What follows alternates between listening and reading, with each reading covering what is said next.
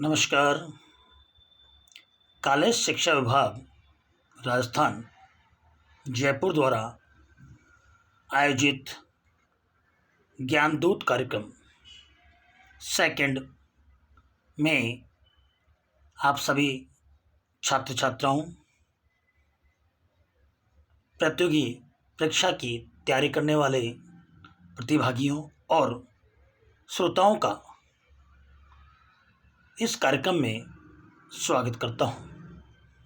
यह कार्यक्रम कॉलेज शिक्षा विभाग राजस्थान द्वारा स्नातक और स्नातकोत्तर परीक्षाओं की तैयारी तथा प्रतियोगी परीक्षाओं में मार्गदर्शन हेतु विभिन्न विद्वानों द्वारा अपने व्याख्यान संग्रहित किए जाते हैं,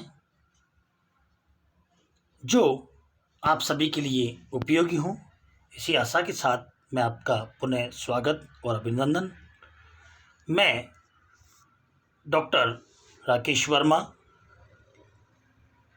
राजनीति विज्ञान विभाग, राजकीय स्नातकोत्तर महाविद्यालय से आप सभी को इस ज्ञानदूत कार्यक्रम में लाभान्वित होने के लिए आमंत्रित करता हूं। आज हम भारतीय संविधान की अनुसूचियों के बारे में विस्तार से अध्ययन करेंगे। जैसा कि हम सब जानते हैं, भारत का संविधान विश्व का सबसे बड़ा और लिखित संविधान है। इसकी विशालता का मुख्य कारण यह है कि संविधान सभा ने प्रत्येक क्षेत्र और आवश्यकता को ध्यान में रखकर इस संविधान का निर्माण किया है। भारतीय संविधान सभा द्वारा 26 नवंबर 1949 को संविधान सभा द्वारा पारित किया गया था। 26 जनवरी 1950 को संविधान लागू हुआ था। यह संविधान जो हमारे सामने है, यह भारतीय संविधान का जो मूल आधार था वो था भारत सरकार अधिनियम 1935। इसमें से लगभग हमने 250 अनुच्छेद लिए हैं।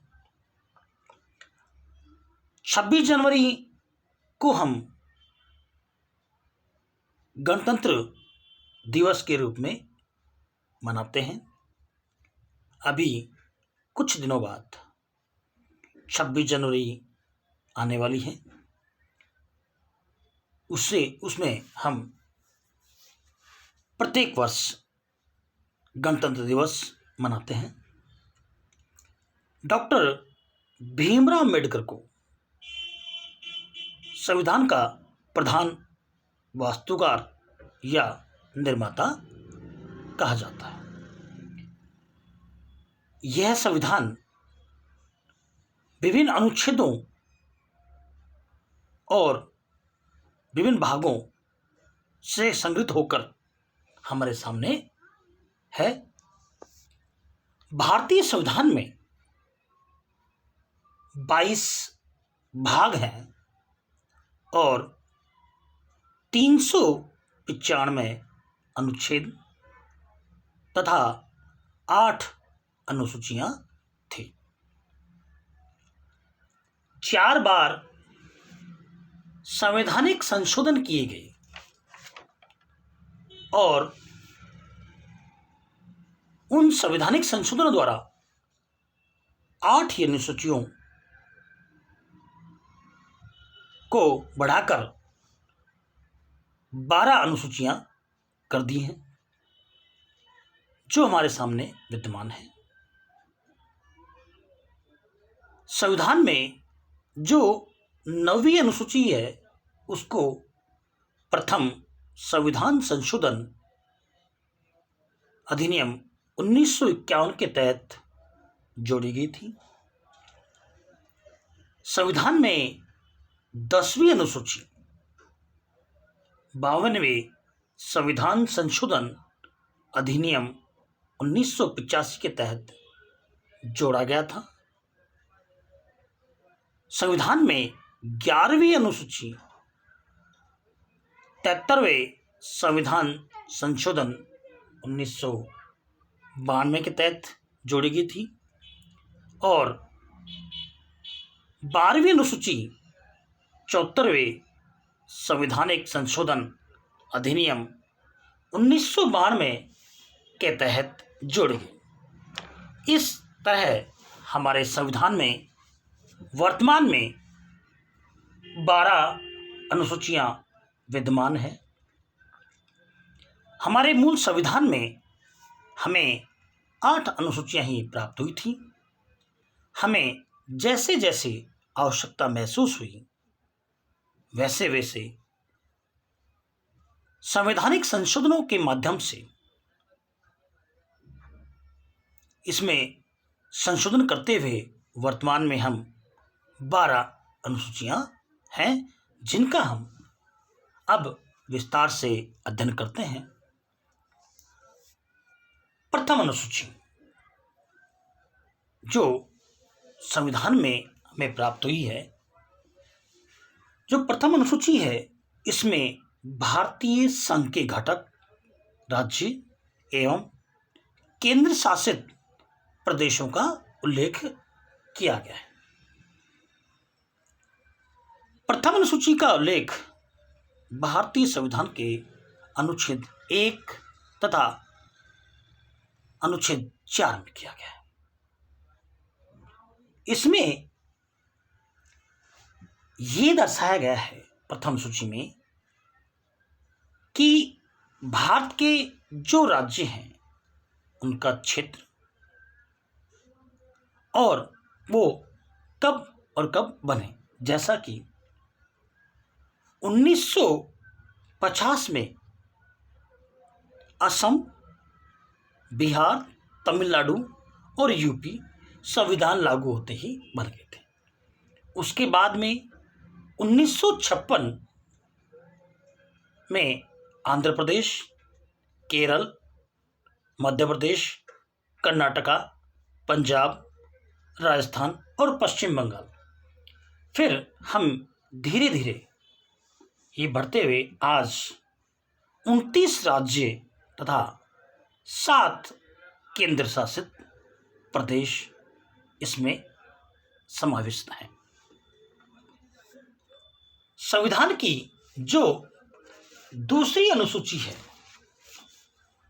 उसमें भारत के विभिन्न पदाधिकारियों को प्राप्त होने वाले वेतन, भत्ते, पेंशन आदि का उल्लेख किया गया है। यह अनुसूची का स्रोत संविधान के अनुच्छेद 59(3),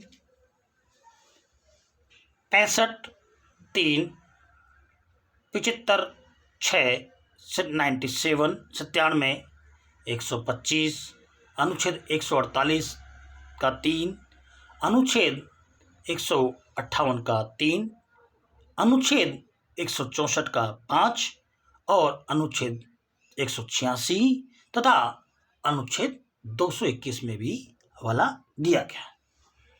जैसा कि छात्रों हम जानते हैं कि अनुच्छेद 59 का 3 जो 59 का 3 है वह राष्ट्रपति से संबंधित है। अनुच्छेद 65(3) उपराष्ट्रपति से संबंधित है। जब राष्ट्रपति का पद रिक्त हो उस समय उपराष्ट्रपति राष्ट्रपति के पद पर कार्य कर रहा हो उस समय वही शक्तियां, वही वेतन और भत्ते दिए होंगे। आगे चलते हैं 75 का 6, जो 75 है उसका जो 6 है, उसमें मंत्रियों के, जो संघ के मंत्री हैं, उनके वेतन और भत्तों का हवाला इस अनुच्छेद में दिया गया है। अनुच्छेद 97 97, इसमें जो अध्यक्ष और उपाध्यक्ष, जैसे हम सभापति और उपसभापति कहते हैं, संसद में जो लोकसभा अध्यक्ष हैं वो, और राज्यसभा के उपाध्यक्ष, जैसा कि हम पढ़ते आ रहे हैं, जिसमें सभापति उपसभापति हैं उपराष्ट्रपति, इनके बारे में, इनके वेतन और भत्तों के बारे में जानकारी प्रदान की गई। अनुच्छेद 125 यह है सर्वोच्च न्यायालय के न्यायाधीशों के वेतन और भत्तों के बारे में हमें जानकारी प्रदान करता है। अनुच्छेद 148 का 3, इसमें भारत के नियंत्रक एवं महालेखा परीक्षक के वेतन, भत्ते और सुविधाओं के बारे में बताया है। अनुच्छेद 158 3, यह है राज्यों में जो राज्यपाल हैं उनके वेतन, भत्ते और सुविधाओं से संबंधित है।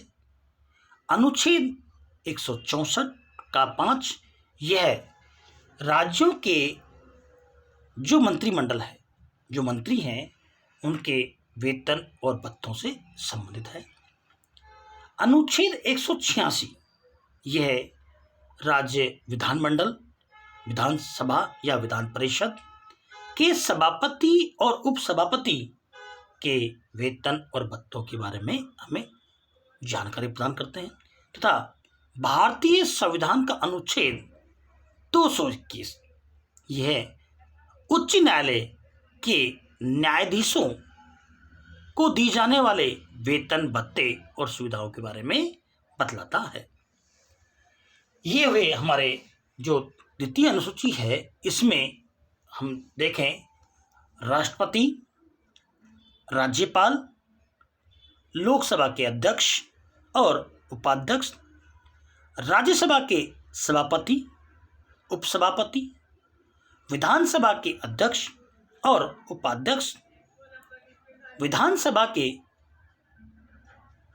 परिषद के सभापति और उपसभापति, उच्चतम और न्यायालय और उच्च न्यायालय के न्यायाधीश तथा भारत के नियंत्रक और महालेखा परीक्षक के वेतन, भत्तों के बारे में द्वितीय अनुसूची में बतलाया गया। अब हम चलते हैं आगे तृतीय अनुसूची में।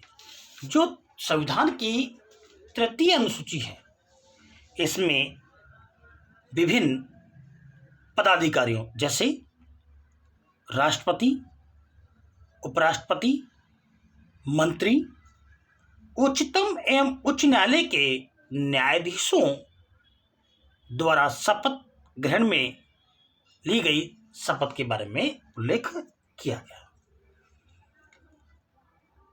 इसमें अनुसूची में संविधान में दिखाया गया है कि जब ये अपने पद पर आसीन हो, उससे पूर्व संविधान की शपथ लेना उनके लिए अनिवार्य होगा, जिसमें सत्यनिष्ठता से प्रतिज्ञान लिया जाता है। इसका उल्लेख, तृतीय अनुसूची का उल्लेख भारतीय संविधान के अनुच्छेद 75 4, 99 99, 124 6, 148 2, 164 3 और 188 और 219 में इसका विस्तृत विवरण दिया गया है। यह विभिन्न पदाधिकारियों के ऊपर जो लागू होता है, वो अनुच्छेद में, जैसे 75(4), यह है राष्ट्रपति एवं मंत्रिपरिषद जो संविधान की शपथ लेंगे, अपने कार्य के लिए शपथ लेंगे, उसके बारे में विवरण दिया गया है। अनुच्छेद 99 इसमें संसद के सदस्यों द्वारा जो शपथ ली जाती है उसके बारे में बतलाया गया है। अनुच्छेद 124(6) में उच्चतम न्यायालय के न्यायाधीशों द्वारा जो शपथ ली जाती है, तथा अनुच्छेद 148(2) में भारत के नियंत्रक एवं महालेखा परीक्षक की शपथ का है। अनुच्छेद 164(3) में राज्यों के मंत्रियों की शपथ का प्रावधान है। अनुच्छेद 188 में राज्यों में जो विधानसभा सदस्य हैं उनके शपथ का विवरण है। और अंतिम में अनुच्छेद 219 में उच्च न्यायालय के न्यायाधीशों के शपथ का प्रावधान दिखाया गया। तो हम तृतीय अनुसूची में देखते हैं कि भारतीय संविधान में जो राष्ट्रपति, उपराष्ट्रपति, मंत्री, उच्च न्यायालय, उच्चतम न्यायालय के न्यायाधीशों के पद ग्रहण करने से पूर्व जो शपथ ली जाती है उसका विवरण दिया गया। आगे चलते हैं हम चतुर्थ अनुसूची, जो चौथी अनुसूची है। इसमें विभिन्न राज्यों तथा संघ शासित क्षेत्रों की राज्यसभा में प्रतिनिधित्व का विवरण दिया गया है, जो संविधान में अनुच्छेद 4(1) तथा अनुच्छेद 80(2) में दिया गया है। अनुच्छेद 4(1) में राज्यों के प्रतिनिधित्व की बात की गई है।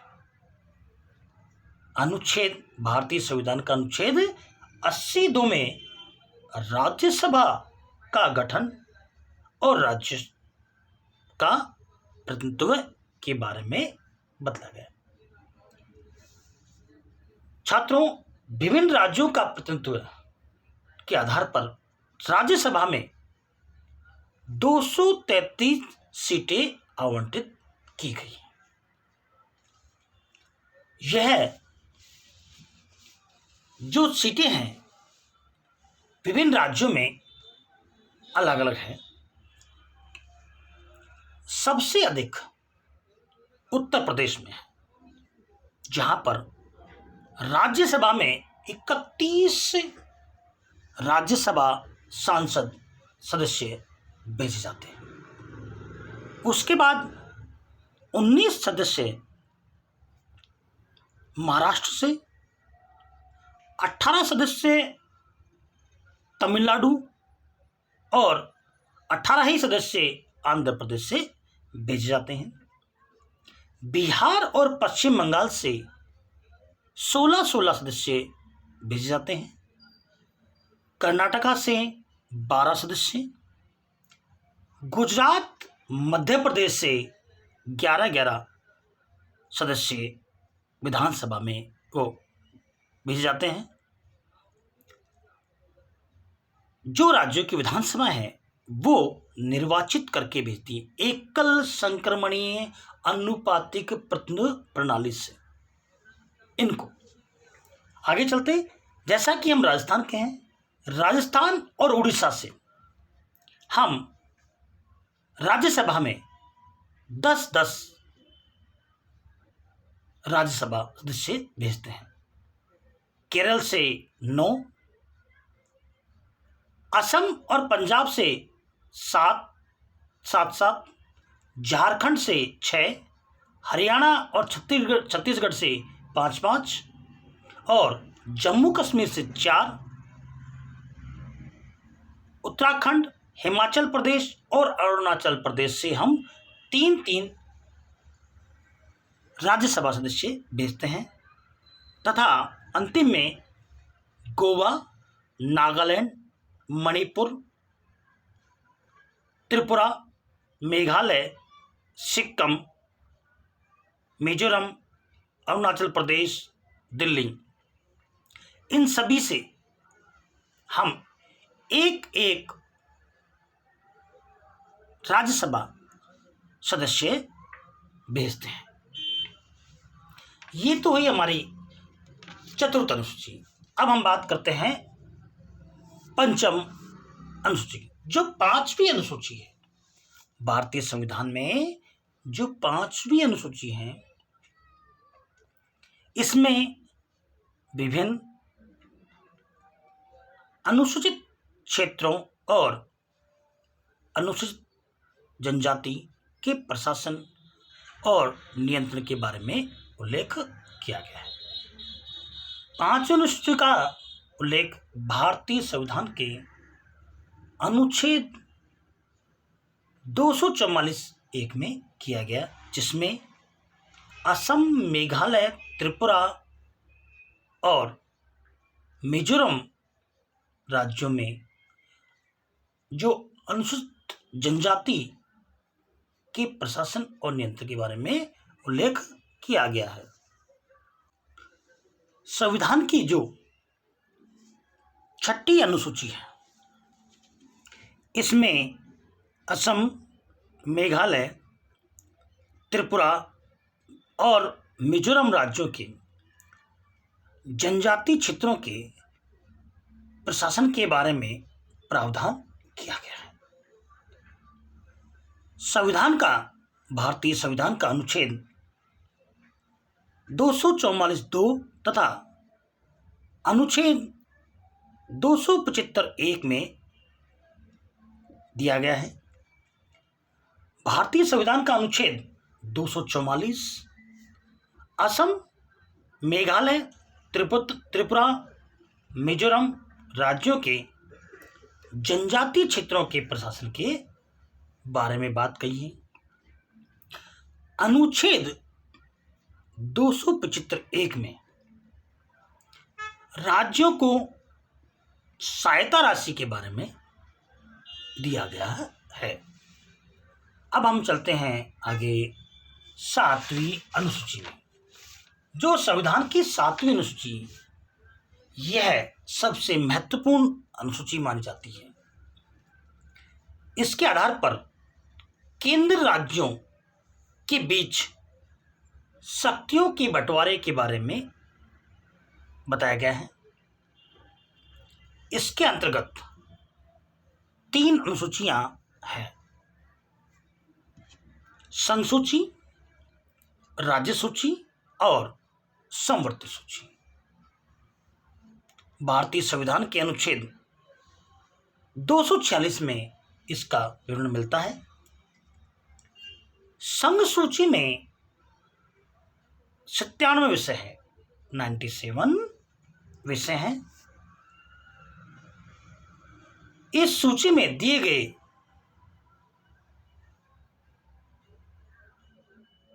विषय पर केंद्र सरकार कानून बनाती है। संविधान के लागू होने के समय इसमें 97 विषय थे। वर्तमान में इसमें 99 विषय है, जिन पर केंद्र सरकार कानून बनाती है। जैसे बात करें हम रक्षा, विदेशी मामले, मुद्रा, रेलवे, आयुध, परमाणु ऊर्जा, पासपोर्ट या वीजा, राष्ट्रीय राजमार्ग, बंदरगाह, डाक, तार, टेलीफोन या डाक इत्यादि। जो विदेशी व्यापार है, जो विदेशों से प्राप्त ऋण होता है, आरबीआई है, संयुक्त राष्ट्र संघ है, वायुमार्ग है, बैंक है, बीमा है, ये सभी विषयों पर संघ सूची द्वारा कानून बनाया जाता है। संघ सूची में केंद्र सरकार द्वारा इनमें कानून बनाया जाता है। इसके आगे आती है राज्य सूची। इस सूची में दिए गए विषय पर राज्य सरकार द्वारा कानून बनाए जाते हैं। राष्ट्रीय हित से संबंधित होने पर केंद्र सरकार भी इसमें कानून बना सकती है। संविधान में, मूल संविधान में 66 विषय थे। वर्तमान में इसमें 62 विषय हो गए हैं। अब इस संविधान में जो 62 विषय हैं उसमें कानून व्यवस्था, पुलिस, स्थानीय शासन, लोक स्वास्थ्य, सफाई, अस्पताल, अन्य आदि, मदिरा, शिक्षा, पशुधन, मेले, बाजार, बिजली, स्टाम्प शुल्क आदि राज्य सूची के विषयों में शामिल है। इनमें कानून बनाने का कार्य राज्यों को या राज्य सरकार को दिया जाता है। इसके बाद जो अनुसूची आती है, समवर्ती सूची, यह समवर्ती सूची, इसमें कानून केंद्र और राज्य दोनों बना सकती हैं, परंतु विवाद होने की स्थिति में कानून बनाने का कार्य केंद्र सरकार अपने हाथ में ले सकती है। इसमें संविधान, मूल संविधान में 47 विषय हमें प्रदान किए गए थे। वर्तमान में इसमें 52 विषय हैं, जो जैसे दंड, विधि, विवाह व विवाह विच्छेद, तलाक, वन, शिक्षा, विधिवृत्ति, चिकित्सा, जनसंख्या नियंत्रण, परिवार नियोजन, संपत्ति आयोजन, अधिग्रहण और जन्म व मृत्यु का पंजीयन आदि। इस पर कानून बनाने का कार्य केंद्र और राज्यों द्वारा किया जाता है। इसके बाद चलते हैं 8वीं अनुसूची में। जो 8वीं अनुसूची है यह भाषा संबंधित है। इसमें भारत की 22 भाषाओं का उल्लेख किया गया है। मूल रूप से इसमें 14 भाषाएं थी। 1967 में सिंधी को, 1992 में कोंकणी, मणिपुरी तथा नेपाली भाषा को शामिल किया गया। 2003 में मैथिली, संथाली, डोगरी एवं बोडो को शामिल किया गया था। भारतीय संविधान के अनुच्छेद 344(1) तथा 351 में इसको बताया गया है। अनुच्छेद 344(1) में संघ की राजभाषा हिंदी और लिपि नागरी, देवनागरी के बारे में बात बताई गई है।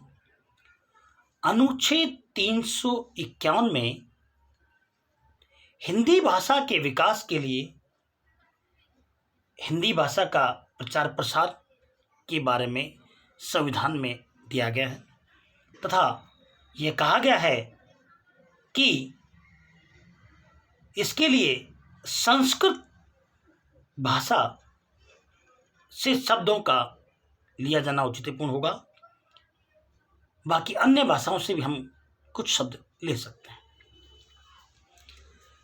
मुख्य रूप से इस 8वीं अनुसूची में जो 22 भाषा हैं उसमें हम बात करते हैं असमिया, बंगला, बोडो, डोगरी, गुजराती, हिंदी, कन्नड़, कश्मीरी, कोंकणी, मैथिली, मलयालम, मणिपुरी, मराठी, नेपाली, उड़िया, पंजाबी, संस्कृत, संथाली, सिंधी, तमिल और तेलुगु तथा उर्दू भाषा का इसमें समावेश किया गया।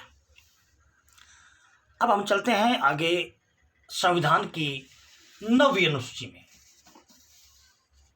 इस अनुसूची में सम्मिलित विषयों को न्यायालय में चुनौती नहीं दी जा सकती। संविधान में 9वीं अनुसूची प्रथम संविधान संशोधन अधिनियम 1951 द्वारा जोड़ी गई। इसके अंतर्गत राज्य द्वारा संपत्ति के अधिग्रहण की विधियों का उल्लेख किया गया है। इस अनुसूची में 24 अप्रैल 1973 के बाद शामिल सभी विषयों को उच्चतम न्यायालय समीक्षा कर सकता है, ऐसा प्रावधान किया गया है। 9वीं अनुसूची का उल्लेख भारतीय संविधान के अनुच्छेद 31 ख में किया गया है, जिसमें कहा गया है कि 31 क के उपबंधों के पर प्रतिकूल प्रभाव न पड़े संशोधन करने की किसी सक्षम विधानमंडल की शक्ति के अधीन रहते हुए पृथक बना रहेगा।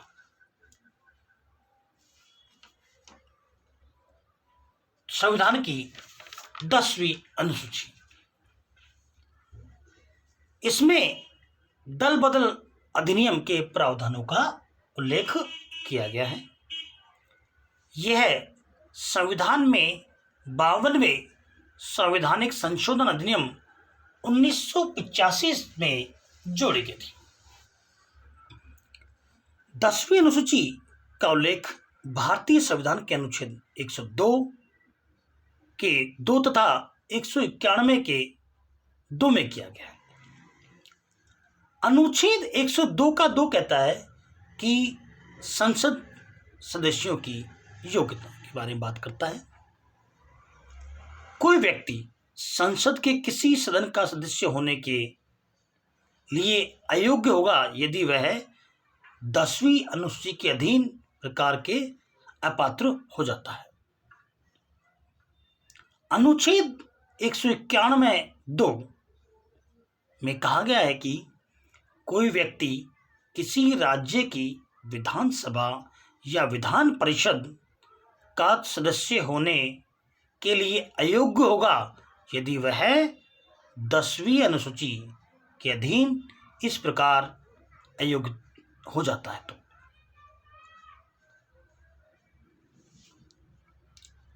अब चलते हैं संविधान की 11वीं अनुसूची के बारे में बात करते हैं।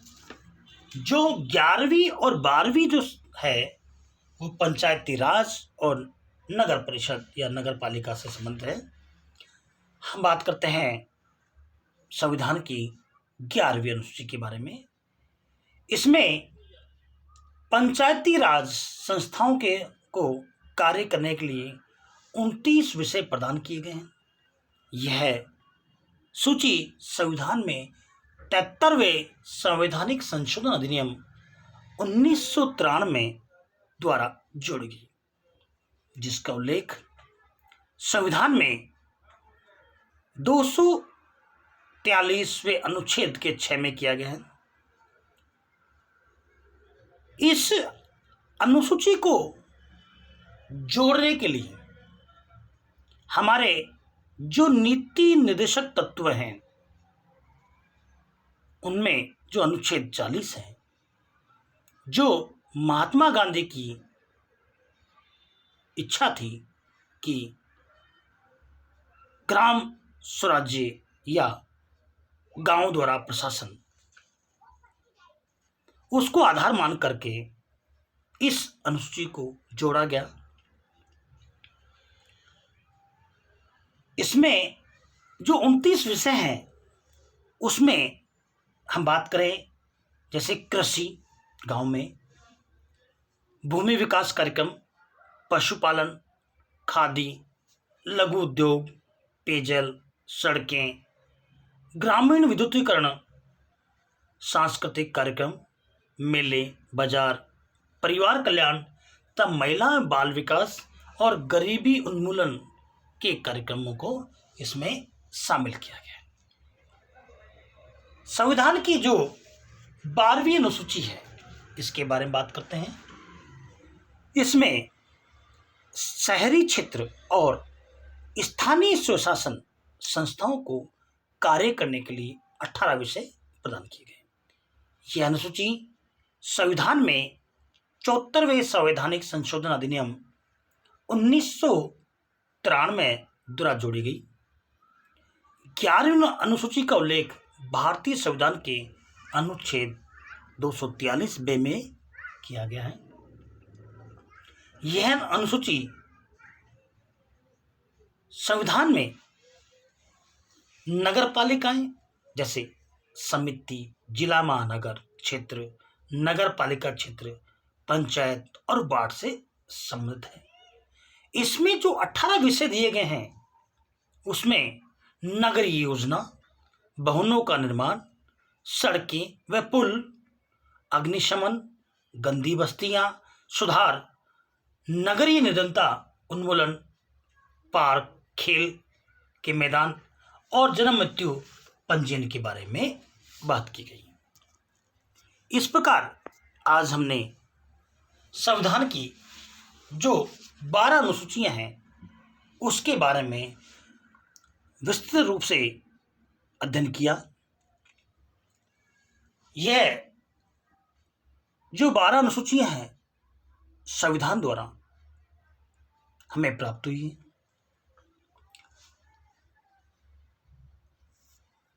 आप सभी का मैं धन्यवाद प्रदान करता हूं, जिसमें ज्ञानदूत कार्यक्रम को आयोजित करने वाले विभाग, कॉलेज शिक्षा विभाग, राजस्थान जयपुर का मैं धन्यवाद प्रदान करता हूं।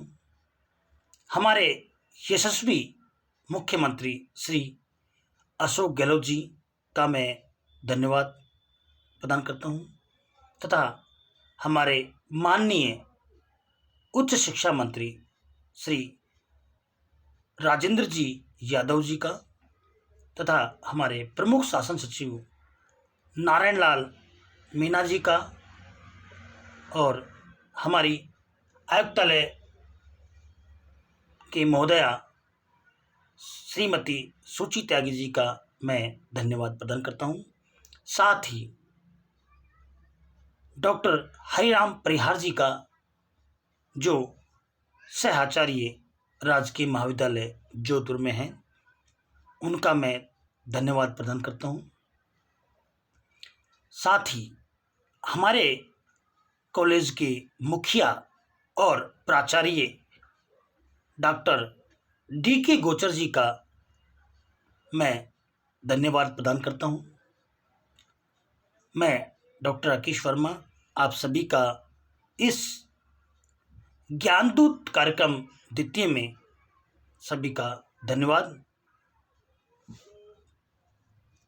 इस कोरोना महामारी के समय हमें सुरक्षित रहना है, इसके लिए आप सभी का मैं धन्यवाद और आभार, बहुत बहुत धन्यवाद।